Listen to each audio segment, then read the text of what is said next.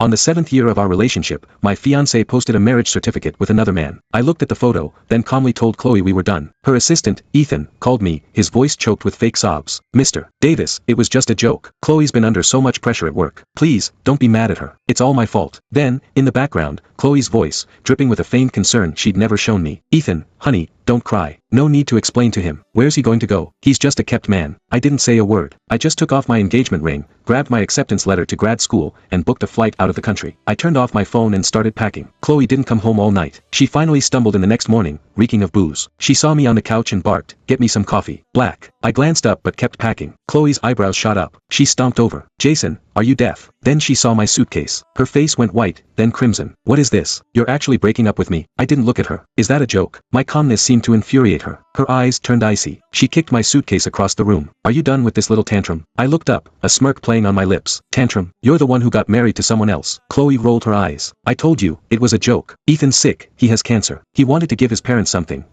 before, and he's been with me since he graduated, right? He's not just my assistant, he's my friend. I'm helping him out. Is that so wrong?" She gave me a condescending look. "Look, when, after, we can get married again. Happy now." I held up a hand. "Save it. You have a husband. Talk to him." Chloe's face hardened. "You know what? You're just heartless. You don't trust me. Maybe we shouldn't get married after all." Her voice dripped with a threat, but I didn't care. "Fine by me." Chloe blinked, stunned. "You're serious?" I didn't answer. I grabbed my suitcase and headed for the door. As I passed, she grabbed my wrist. "Think about this, Jason. You're nothing without me." I looked into the eyes of the woman I'd loved for 7 years. All I saw was ice. It hurt, more than I'd expected. I took a deep breath, forced a smile, and gently pried her fingers off my arm. "Best of luck to you both." I walked out, pulling my suitcase behind me. I heard her scream, "Jason, don't you dare come crawling back. Let's see how a gold digger like you survives without me." A gold digger. I stopped and looked back. Not because I regretted leaving. I wanted to memorize the look of pure hatred on her face. As if to punctuate her anger, Chloe slammed the door shut. The sound echoed through the hallway. Ethan was waiting by the curb. He'd probably been there the whole time, eager to play the comforting lapdog after our fight. He rolled down the window and smirked. Well,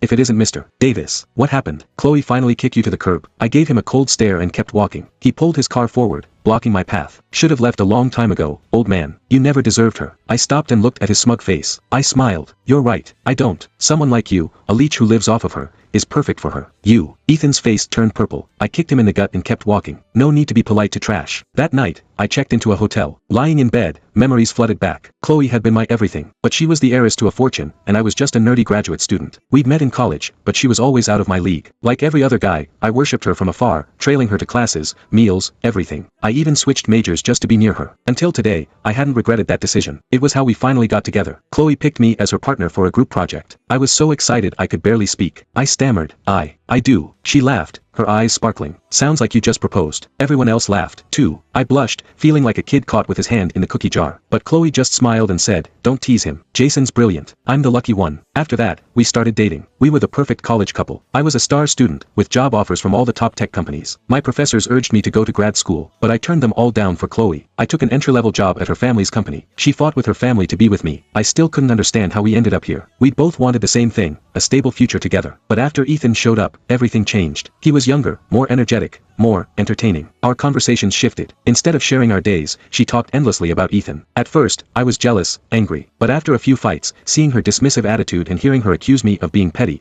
I knew her heart wasn't in it anymore. It wasn't Ethan that bothered me, it was Chloe's indifference. I proposed anyway, hoping things would change after we got married. But that marriage license, with her name and his, shattered any remaining illusions. Looking out the hotel window, I felt a sense of peace. They say relationships have a 7-year itch. Maybe Chloe and I had just run our course. The next morning, I went to the office and resigned. It was a formality. My authority had been eroded for months. The HR director barely glanced at my resignation letter before approving it. Then she called me, her voice dripping with fake sympathy. "Such a shame, Mr. Davis. We were all looking forward to your wedding." I wasn't fazed. "Don't worry," I said with a smile. "You'll be getting an invitation soon enough." I hung up. Before I could leave the building, Chloe called. "Jason, what the hell do you think you're doing? You're supposed to be at the contract signing this morning." I held the phone away from my ear and waited for her to finish her tirade. Then I said calmly, "You seem to have forgotten something, Chloe. I resigned yesterday. You approved it." "Jason," she shrieked, "don't push me. I may have approved it, but you haven't finished the handover. I can sue you for breach of contract." I wasn't buying it. Nice try. If you'd actually read my resignation, you'd know I completed all the necessary paperwork. I hung up. I didn't expect to see Chloe again so soon, but I did.